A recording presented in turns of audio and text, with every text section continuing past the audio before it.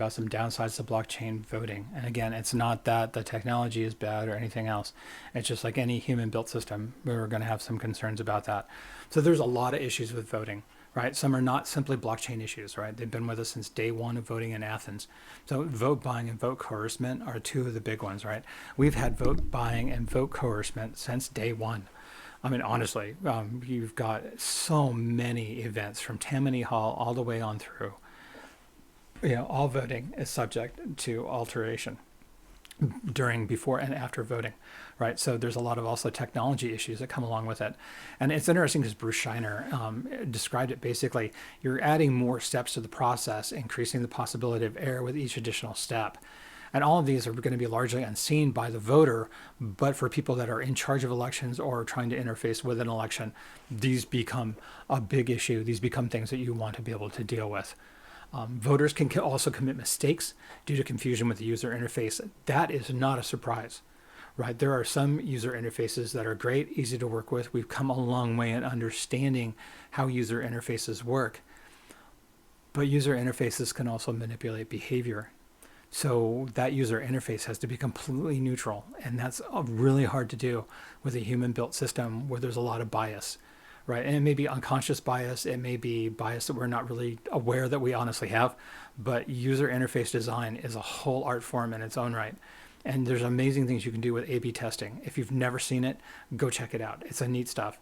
The terminology can be confusing. Different machines produce different interfaces, right? And even the audio guides to help the disabled may prove more confusing than helpful. And that's a big one, right? ADA compliancy, being able to work with disabilities, giving people more time to vote because of disabilities, making accommodations. Those can be different. Those can be difficult. And you have to make sure that the interface remains neutral all the way across the board. Some people have a hard time with accents. You'll notice I have a really interesting West Coast accent at times that comes out. And that can be confusing to people. The East Coast accent can be very confusing to someone in the Midwest or someone on the West Coast. So who makes your guides can have a big influence on how that happens, right? The advent of electronic machine voting also comes to the higher possibilities of fraudulent machines and practices. And that is, the software can be altered or something else. All these things have been tested and proven to be viable, right? And then there's companies, right? Nothing against companies, right? They're trying to do a thing. They're trying to get and be the number one voting software platform in the area, in the world, right? So they're trying to beat back the competition, which leaves the public with no idea how voting software works, because some of that may be secret sauce, right? Some of that may be underneath copyright, trademark, intellectual property, something else, and it may be black box. And if it's black box, do I trust the black box? Maybe not, maybe, right? It depends. And then vendors who market the machines are in competition, right? There's no guarantee that they're producing machines in the best interest of the voters and the accuracy of the ballots. They're trying to build a market. Now, it would be in the vendor's best interest to have the best accuracy of ballots, and we're working in the best interest of the voters. But knowing how we live in the society that we live in, that may not necessarily be a thing. That may not be what we need here. Voting accuracy is an issue because voters have no way of confirming their vote. Right? Once you've done that vote, there's really no way to confirm it. You may get a paper trail that says X, but do we really know what's going on inside that machine? And that, until we get to that level of trust in the human system that we've created here, that can be problematic. And voters are going to have to provide much of their personal information to systems for voter verification.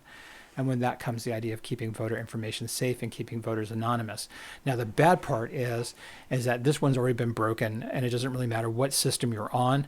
I've literally had my identity stolen twice because of improperly managed voting information that was not anonymized correctly.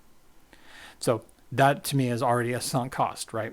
It's already done. Washington State, almost every single person that votes in this state has already had their identity compromised at least twice because of improper accountability and holding with a third party, mind you, not with the state, but with a third party that was going through and doing auditing of the vote. All right, so what ends up happening? All right, essentially what we start is seeing how identity via blockchain can influence downstream systems like education and voting. There is nothing that screams for a national level ID than having voting and then having education as part of the blockchain. The problem behind that is privacy. The problem behind that too is how many people will react negatively to having a national-wide identity outside of Social Security and outside of passport. So while we can take a look at increased participation of this, there's increased ability to do behind the scenes fraud by getting a marker on people that don't want that identity and being able to get one in someone else's name. So parents will get that identity in their child's name when the child is still really super young. But how do we know that that person is acting in the best interest, right? How do we know that that data is not being misused? And then how does that work for that national identity? So it's going to be interesting. Then there's some really interesting software errors that can crop up inside the voting machine itself. And there's three big ones here that are kind of the staple of this, right? So software problems in Carroll County, North Carolina, caused 4,438 electronic ballots to be lost. And that can swing an election, right? Especially on a local level, 4,438 can definitely go ahead and swing an election. I would ask for a new vote, honestly. The vendor acknowledged and responsibility for the loss, but they were lost and never recovered. So you're going to have to go back then, if you have a loss like that, go back and get those votes recounted or redone and redo the election. Now, blockchain would have put those into the chain and validated it nearly immediately. So that wouldn't have happened in quite that way. Fairfax County, Virginia, God love them, testing ordered by a judge revealed that several voting machines subtracted 1 in every 100 votes for the candidate who lost her seat on the school board. Now that's a really interesting piece of logic. That would have been really hard to test for before the election because no one would have thought of it. And again, failure of imagination here can really influence how an election works. And then Broward County, Florida, God, I love them as well, right? 134 electronic ballots were blank in a one race election held on voting machines, which a margin of victory was 12 votes. Definitely swayed the vote, right? And because of that, the Florida law required a manual recount of the ballots, but that recount was impossible because there were no physical ballots to recount. So yeah, you're going to want to rerun. If I was the person in that, I would want to rerun. I really would want to rerun, and I would want to rerun on different systems. So again, some software errors, either through failure of imagination or just through failure of the software to actually do a thing, is a very real thing. It's happened. Then there's lack of meaningful recounts. Remember, on 2 of those examples, we weren't able to do a recount because the physical records didn't exist. There was no way to do it. Once that electronic data was gone, that electronic data was gone.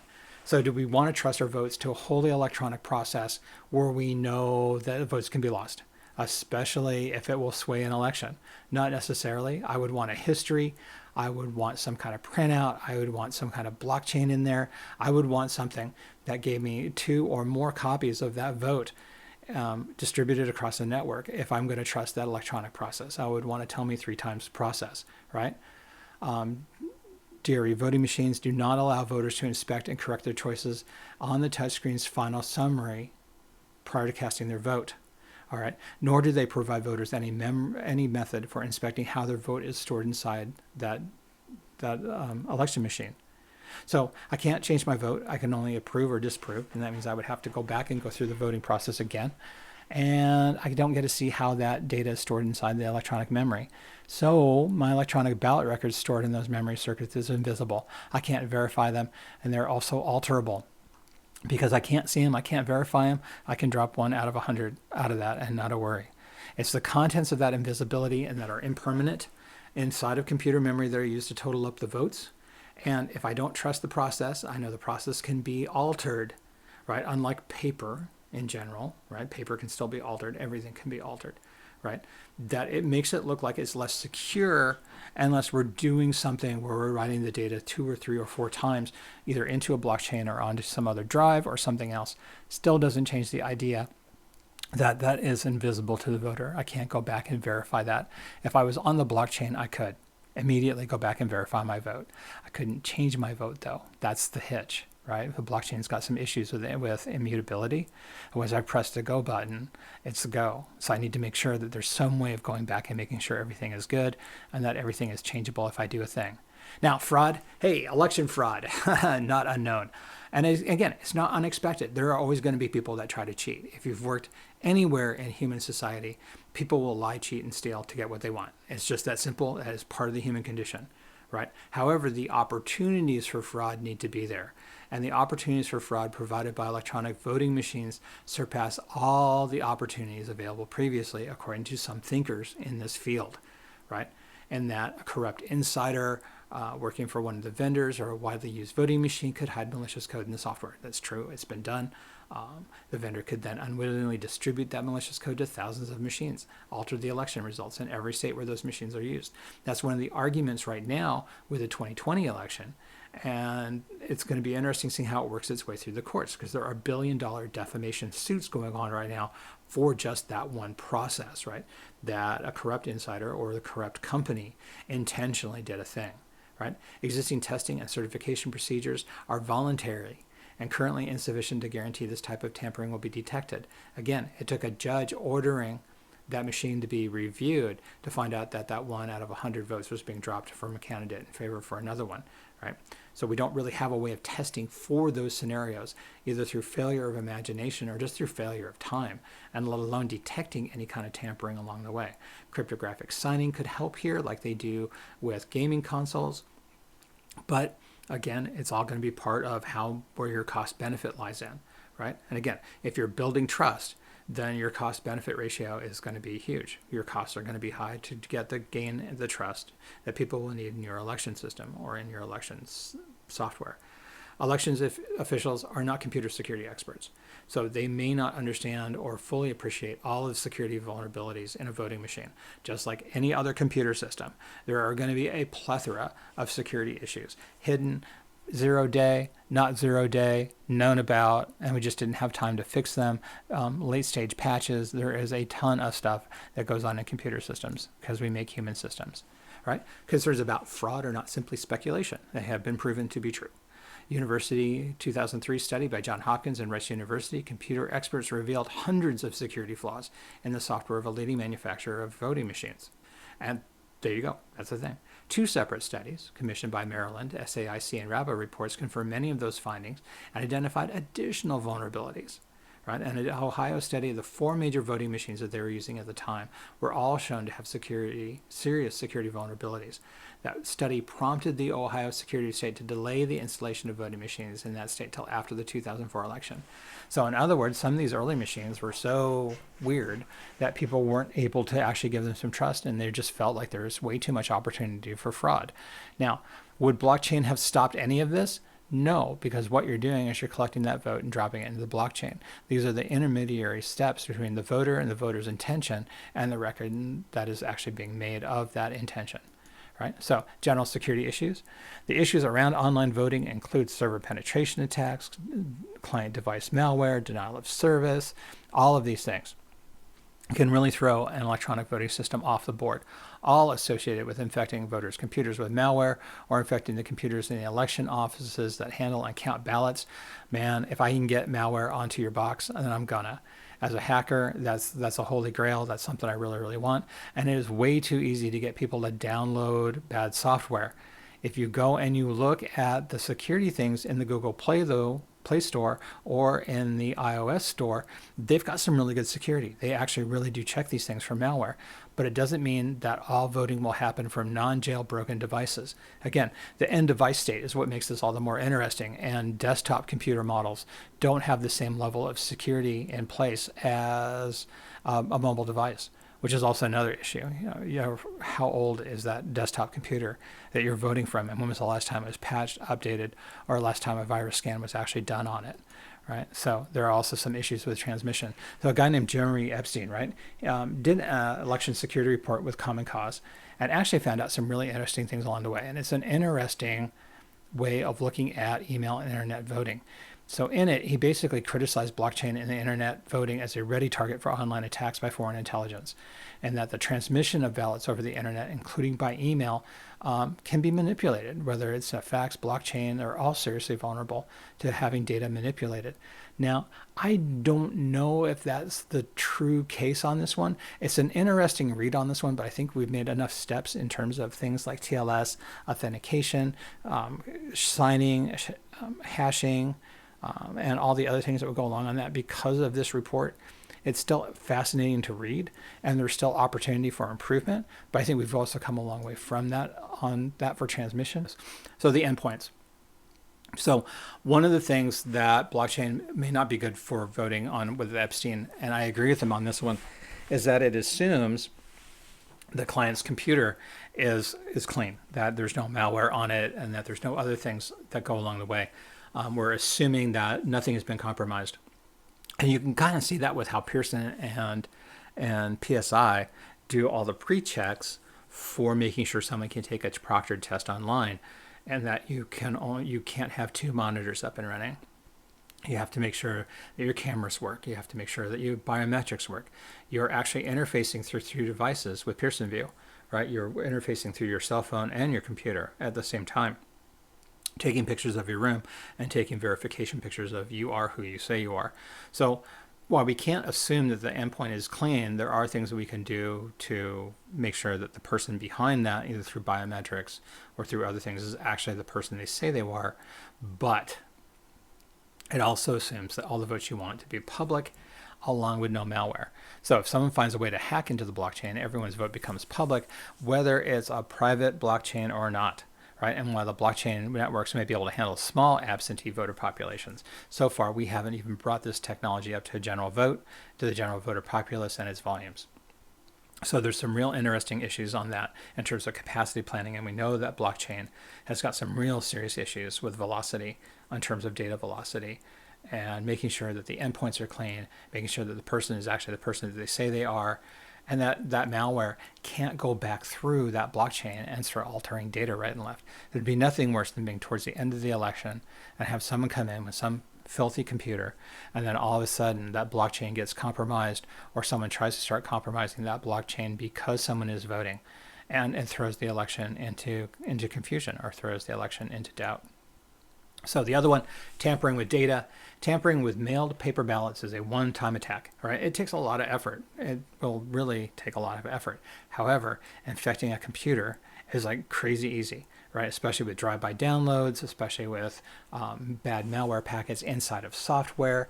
You know, we've seen all of the different ways that companies have been compromised because of user behavior, and we have no guarantee that that malware won't provide an opportunity for large-scale corruption. If it can intercept the data and alter it in favor of one candidate or another, and there's no way to verify it or anything else, then we've got some real problems in there, especially if that packet hits the blockchain and someone goes back and takes a look at what they voted, and they're like, oh, wait, I didn't vote for that person. I would have never voted for that person.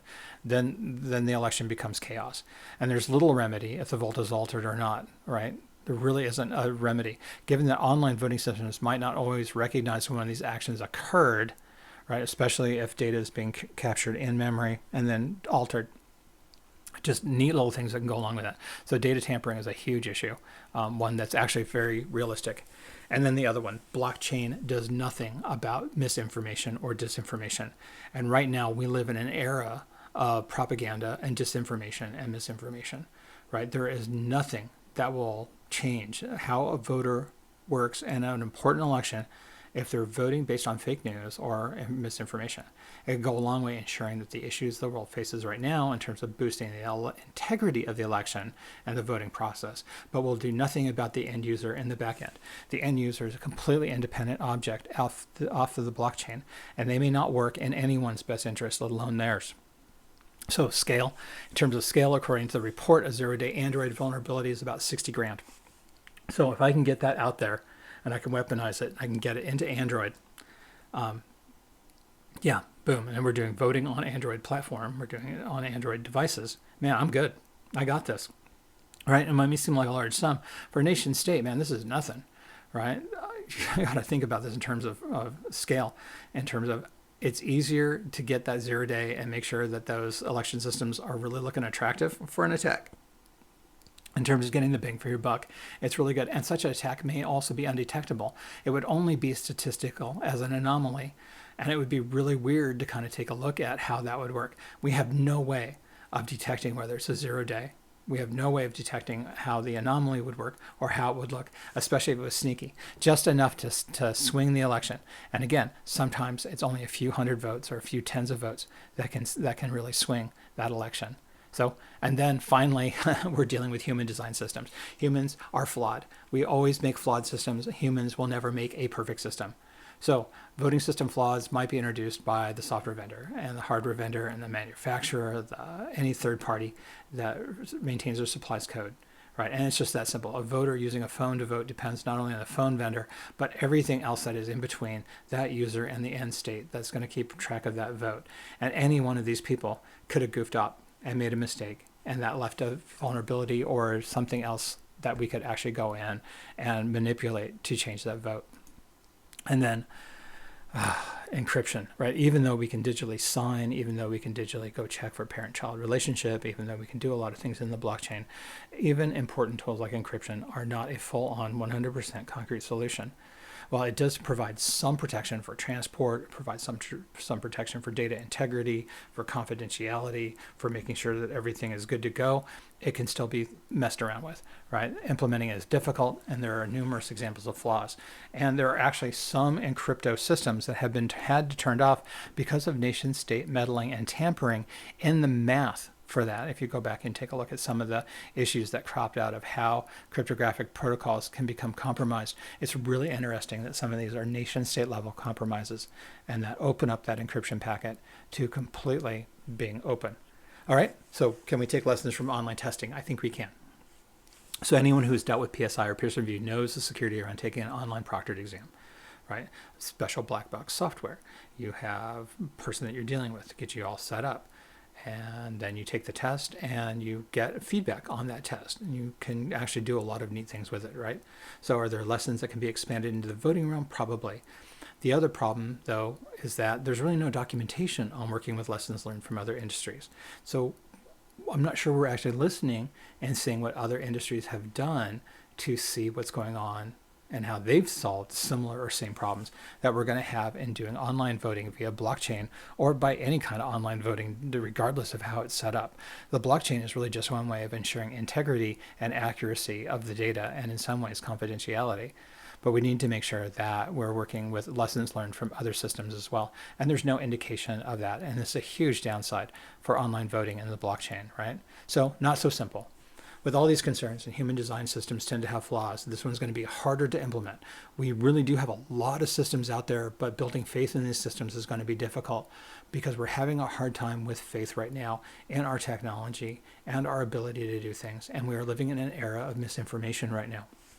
So this is going to be really difficult, and voting machine manufacturers are going to have a really hard time making sure that they can address all these issues.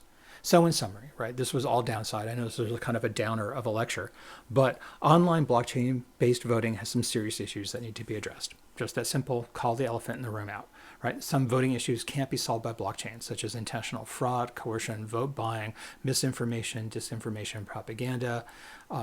That's all outside of the technological solution. Some of those are actually hacking the person behind it. Some of these might require a digital ID or biometrics to solve the problem, and there's already that idea of the blockchain identity that may actually help solve part of this problem, but the blockchain identity would be a national level identity, and that is going to cause a lot of adoption problems, right? There are people working on this, but until we solve for the trifecta of fear, technology, and endpoint, it's probably going to remain niche until we can really get going, until we can really understand what the ramifications of this whole process are. So not saying that this is a bad idea, it's a great idea, but that there's a lot of little subtle nuances along the way that will make understanding and working within blockchain as a way to do voting problematic. And while there might be good people working on this, I think it's more of a societal, political, and technological issue than it is for just any one of those clean issues. So again, kind of a sad lecture. I'm sorry about that. Again, lots of promise here. We just need to address some serious issues and make sure that people trust that we are addressing those issues. All right, so thanks for sitting through this lecture. I know kind of long, and I will see you in the next lecture.